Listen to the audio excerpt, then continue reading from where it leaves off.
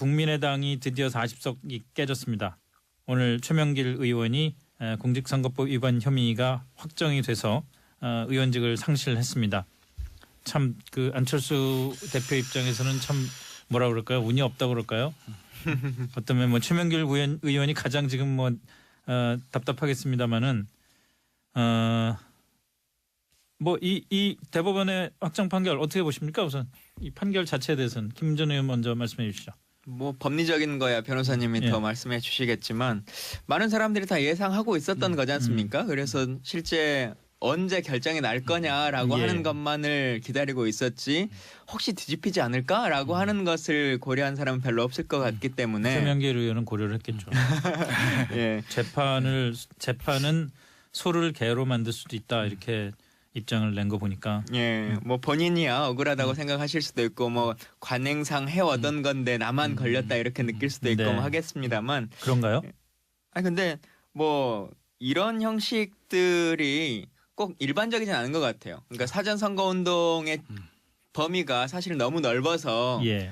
어디까지가 사전 선거 운동인가 좀 불명확한 부분들이 있는데 이렇게 금전이 오고 간 경우는 좀 명확하게 잘못이다라고 하는 것들은 정치하는 분들 다 알고 계시기 때문에 그러니까 이 정도는 그러니까 쉽게 말하면 SNS 전문가 불러다가 선거 운동 해달라고 그러고 200만 원을 줬는데 그 사람을 저 선거 운동원으로 등록을 안 했다 이게 이제 혐의잖아요. 가장 가깝게는 그렇죠. 그러니까 그 정도는 우리가 선거 운동에 들어가면서 이 정도는 매뉴얼로 이건 하면 안 된다는 걸 다 아는 정도의 수준인가요? 그러니까 이런 것 같아요. 예를 들면 선거운동 하려고 하면 운전을 뭐 좀 도와주는 분들이나 소위 말하는 사무장 정도로 같이 이제 활동 보조해주는 분들 이제 이런 분들을 사전에 이제 선거 전에 같이 돌아다니는 거 그리고는 이후에 선거운동으로 등록하고 하는 과정 이제 이런 정도는 조금 용인해 보는 부분들이 있는데 지금처럼 아예 선거와 관련해서 명확하게 추가적인 용역을 주고 그 활동을 맡긴 거지 않습니까? 그래서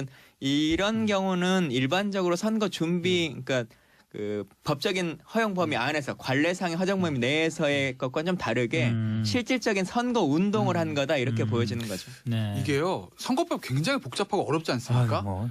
예, 그리고 벌금 100만 원이면 진짜 사형 선고인데 번거롭도 70만 원이면 괜찮잖아요. 그렇죠. 100만 원은 기준이니까. 그런데 대부분이 이제 의원들의 수백만 원 배지 떨어지는 이제 당선 무효형 나오는 것들을 보면 크게 두 가지입니다. 가장 조심해야 할 거. 첫째는 허위 사실에 관한 거. 그러니까 상대방에 대한 허위 사실 유포, 그다음에 나의 경력 같은 어떤 속이는 학위 그렇죠. 뭐 이런 거. 이 허위 사실, 그다음에 돈 문제거든요. 이거 두 개는 걸리면 빼도 박도 못 한다는 거죠. 특히 돈 같은 경우에는. 근데 사실 이 사건 같은 경우 앞서 이제 뭐 두 분 다 말씀해 주셨듯이 그냥 SNS 다른 사람 올리는 것까지는 상관없었어요. 뭐 선거사무원 등록은 안 했지만 자원봉사자입니다.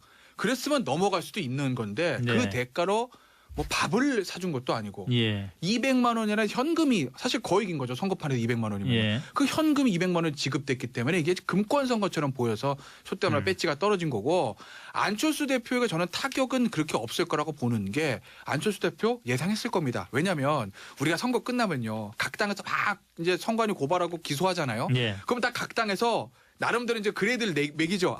위험한 사람 안 위험한 사람 이렇게 했을 때 아마 김광진 전 의원 저보다 더 잘하실 거예요. 이 국민의당 오기 전에도 아마도 더불어민주당 내에서 선거법 가장 위험한 사람 누구지라고 뽑으면 첫 번째, 두 번째 뽑혔던 사람이 최명길 이제 전 의원이죠. 전 의원이었다는 거죠.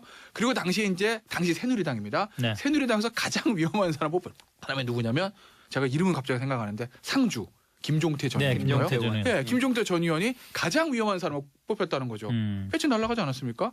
대부분 당내에서도 그렇게 파악을 하고 있었기 때문에 최명길 의원 본인은 억울하시겠지만 뭐 안철수 대표도 이전 호는 예상하고 있었을 거예요. 아니, 뭐 그럼에도 불구하고 안철수 대표가 지금 어떤 면에서 호남 중진들하고 지금 각을 세우고 있는 상황에서 통합론을 주장을 하면서 안철수 대표의 입장을 가장 적극적으로 일종의 스피커 역할을 해줬던 사람이 최명길 의원이었는데 스피커가 사라져버리면 좀 피곤하지 않겠어요? 피곤하기는 하겠는데요. 근데 그 피곤할 뿐이지 정치적인 타격이나 영향은 크지 않을 것 같습니다. 그러니까 최명길 의원이라고 하는 분 자체가 인지도가 생각보다는 높지 않고 물론 언론에 오랫동안 했다라고 하는 것은 있지만 정치인으로서의 대중적 인지도라든가 아니면 무게감이라든가 이런 게 크지 않은 분이기 때문에 그리고 딱 아는 분들이야 안철수 개다라고 하는 것들을 느끼겠지만 실제로 대부분의 국민들이 최명길 하면 안철수라고 하는 이름을 떠올릴 것인가 별로 그렇게까지는 아닌 것 같거든요. 내가 개인적으로 잘 알아서 인지도가 높은 거로 생각했나. 이제 언론계에 계신 분들이야 자연스럽게 다 아시겠지만 이런 거잖아요. 이걸 리스크 관리라고 할 때 당대표 개파위원회 관리할 때 예상하지 못한 불이탈을 만드는 게 더 힘든 거 아니겠습니까? 그렇죠. 그러니까 예를 들면 그러니까 정말 예입니다. 예를 들면 안철수 의원의 최측근 아니죠 김성식 의원. 아니 이런 분이 갑자기 뭐에 연루돼서 의정할 때 못하겠다. 그럼 엄청난 타격이죠. 본인이 계산하지 못했던 것. 그런데 최명길 의원의 경우는 안 대표도 머릿속에 충분히 이 계산을 하고 있었을 것이기 때문에 그렇기 때문에 뭐 좀 피곤은 하겠으나 그리고 의원 한 명 없어졌다고 통합론이 만약에 브레이크 걸릴 거면요. 그런 거 사실 정치 못하죠. 의원 한 명 더 늘고 더 주는 걸로 그 사실 그 큰 흐름들이 바뀐다고는 저는 보지는 않고요. 아마 안철수 대표는 이것과 상관없이 본인의 어떤 길을 갈 겁니다. 근데 그것이 성공하고 실패하는 게 이번에 최명길 의원 배지 떨어지고라는 것과는 직접적으로 상관이 없다는 그런 말씀을 제가 드리는 거죠. 그런데 뭐 그러면 자 좋습니다. 안철수 대표가 그렇게 큰 타격은 없을 거다. 그 어제가 당대표 취임 100일이었잖아요. 당대표 취임하면서 취임이 아니라 기자간담회를 하면서 세 가지 얘기를 했어요. 두 가지죠. 세력 교체와 인물 교체 주장을 했단 말이죠. 그건 뭐 진짜 삼척 동자가 들어도 이 세력 교체라는 게 뭔지 뭐 충분히 알 수 있는 얘기 아닌가 싶긴 한데 오늘 박지원 의원이 재밌는 얘기를 한 게 그것에 대해서 김성식 당대표, 김관영 원내대표 같은 그런 인선을 해야 된다. 이건 뭐라고 해석을 해야 됩니까? 김성식과 김관영은 당내에서 많이 입장이 다른 분들 아닙니까? 근데 박지원 대표가 이분들과 어떤 의중을 교감한 다음에 말한 것인지 아니면 본인이 그냥 또 말한 것인지를 확인이 필요할 것 같은데요. 박지원 대표의 스타일이신 것 같아요. 옆에서 지켜보면 그냥 누가 뭔가에 그 기자의 관심이 좀 쏠릴 만한 어떤 아이템을 던지면 그걸 역으로 대칠 수 있을 만한 것은 뭐가 있을까라고 하는 것을 현재의 진행 과정 여부와 상관없이 일단 먼저 본인이 액션을 취하면 말을 던지면 사람들은 다 그걸 꼭 현실이 이루어질 것처럼 이제 믿게끔 되는 거지 않습니까? 또 박지원 대표라고 하는 잘하죠. 그 스피커의 힘이 세기 때문에 그래서 아마 그런 정도로 그 취임 기자회견에 대한 것을 좀 맞받아치고 싶은 뭐 이런 카드였던 것 같아요. 근데 왜 김성식, 김관영이냔 말이죠. 일종의 이런 부분이 있겠죠. 이제 안철수 대표를 만약에 속된 말로 드러낸다고 합시다. 좀 거친 표현이긴 한데 그럼 누군가 대체자가 있어야 될 거 아니겠습니까? 거기에 대해서 만약에 박지원 의원이 야 안철수 대표는 안 돼. 내려와야 돼. 내가 당대표를 하고 호남 중진 중에서 원내대표를 할게 라는 얘기를 했다고 봅시다. 난리가 날 겁니다. 그럼 결국 그건 안철수계와 호남 중진계의 파워게임에서 당을 호남 중진들이 접수하겠다. 그리고 이제 민주당 가겠다. 뭐 이렇게 인식될 수도 있지 않겠습니까? 그러면 박지원 대표 입장에서 그 얘기를 절대 못하죠. 그런데 이제 김성식 당대표, 김관영 원내대표라는 겁니다. 전형적인 안철수 의원의 최측근 인사들입니다. 그리고 가장 중요한 역할들을 하는 사람이에요. 정치적인 측면에서는 김성식 대표, 김성식 의원, 정책적인 측면에서는 김관영 의원, 한양 안철수 의원에게 대표에게 중요한 두 사람이라는 거죠. 그 두 사람을 만약에 실질적으로 뭐 현실화되는 걸 떠나서 내가 그 두 사람들을 안철수 대표의 대안으로 생각하고 있다는 얘기는 이 당을 우리가 호남 중진들이 접수하려는 거 아니야. 그런 의구심 가지지 마라는 어떤 메시지를 주면서 동시에 뭘까요? 반대 진영의 안철수 대표 쪽에 약간의 분란이라고 할까요? 뭐 그런 것들 좀 노릴 수도 있을 것 같아요. 야 안철수 대표 내려가도 그 밑에 있는 개파 의원들이 그대로 올라가서 당대표 원내대표 그대로 안철수 대표의 생각을 이어가면 되니까 안철수 대표 없다 한들 큰 문제가 없을 거야. 그러니까 너희들 한번 다시 생각해보지 않으련? 나와 함께 손을 잡고 가보지 않으련? 이라는 약간의 자중진환을 유도하는 여러 가지 포석에 담긴 발언이라고 봐요. 근데 어쨌든 이 얘기를 그 전당대회 전에 안철수 대표에게 안 했는데 박지원 대표가 했다고 만들어서 얘기하지는 않았겠죠. 뭐 이게 뭐 좀 더 진지하게 얘기를 했든 그냥 가볍게 얘기를 했든 간에 얘기는 하긴 했을 텐데.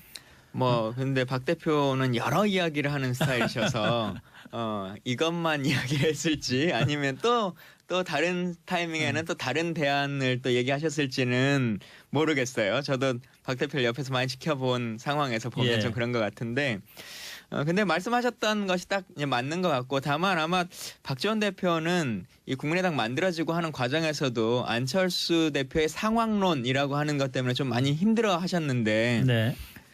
그동안 뭐 당대표 선거나 아니면 원내대표의 하나의 선거를 가지고 내가 이렇게 만들어서 킹메이커야라고 하는 얘기는 들어봤지만 당대표 원내대표 둘 다를 지명하는 상황론은 거의 처음 들어보는 것 같거든요. 예. 실제 현실성이 있을지. 근데 자중질환은 일으켜질 수 있다. 아마 이 두 분들도 생각하겠죠. 아, 내가 한번 당대표 해볼 수 있는 거 아닐까라고 하는 생각들. 예. 안 대표는 왜 안 받았을까요? 안 대표는 본인이 해야 되는 입장을 갖고 있는 분인데 다른 카드는 도저히 받아야 될 수 없는 거겠죠. 예. 그러니까 뭐 그런 생각하지 않았겠어요. 안철수 대표 입장에서 보면 본인을 잘 생각을 잘 아는 김성식 의원 또는 김관영 의원의 대표 원내대표에서 지도부를 구성한다 하더라도 본인이 없는 이상 천정배, 정동영 그 두 백전도장을 상대하기는 없을 거다. 그나마 내가 있어야 국민의당이 호남당, 즉 민주당에 확 흡수되는 어떤 그런 흐름들을 막을 수 있을 거다. 아마 그 생각을 하지 않았을까 싶어요. 그리고 안철수 대표도 당시의 상황을 보면 압도적인 표심으로 이기지는 못했지 않습니까? 그렇죠. 예, 그래서 만약 대리인으로 김성식 대표를 후보를 내세웠다 치더라도 실제 표심에 그렇게 당선까지 될 수 있을 것이냐는 또 모르는 문제거든요. 아니 박지원 의원이 도와준다는데. 도와준다고는 하는데요. 또 일반 표심에 오더가 이렇게 다 전달되는 게 아니기 때문에 모르는 일입니다. 선거. 그래. 누군가 그 얘기를 그때 국민의당 전당대회 때 국민의당 관계자분이 그런 분 말씀하시더라고요. 자유한국당의 더불어민주당은 당 조직이 오래되지 않았습니까? 그러니까 속된 말로 오도 투표 잘 먹힌다는 거예요. 당협위원장 얘기 예를 들어서 오늘은 우리는 김광진 의원으로 간다. 그러면 쫙 내려가고 김태현으로 간다. 쫙 내려가고 이게 되는데 국민의당은 신생 정당이다 보니까 아직 당 조직이 그렇게 완벽하게 정비가 안 돼서 오도가 잘 안 내려간다라는 거죠. 그런 말기들은 전당대 때 국민의당 관계자분들 또 요즘은 당원 투표랑 또 여론조사 투표들이 혼용되기 때문에 일반 여론조사와 시민투표는 그 오더가 작용되지 않고 또 인지도 면에서는 정동영 의원이나 뭐 천정배 의원에 비해서 김성식 의원이 그렇게 높지 않습니다.